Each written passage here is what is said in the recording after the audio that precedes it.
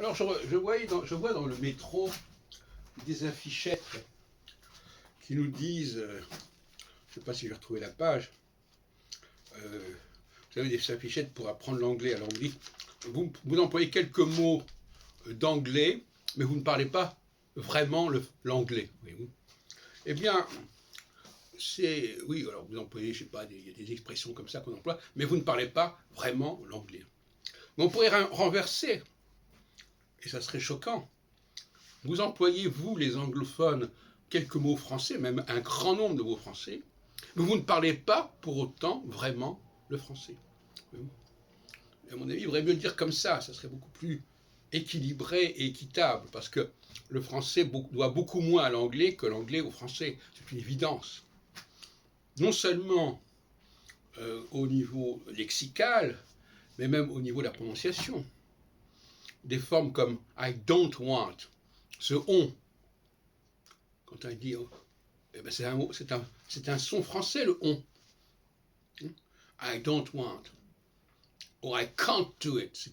Le en est un son français, c'est pas un son anglais. Et en passant, je rappellerai que l'adjectif qui correspond à I can, c'est un adjectif français. C'est it is possible, ou it is impossible. Les anglophones n'ont pas de mot, d'adjectif pour dire, par rapport à I can ou I may. Ils sont obligés d'employer le mot possible, qu'ils vont prononcer à leur façon. Bon. Donc, il faut établir les choses. À mon avis, il faudrait faire des émissions de télévision, des jeux télévisés, où l'on mettrait en avant la faculté à reconnaître les mots anglais et à reconnaître plutôt les mots français dans la phrase anglaise. Il y a une question que je me pose, mais de façon extraordinaire, qu'est-ce qu'on enseigne aux anglophones, aux jeunes anglophones, par rapport à l'histoire de leur langue? Qu'est-ce qu'on leur dit? Il faut faire un rapport là-dessus. Qu'est-ce qu'on leur raconte?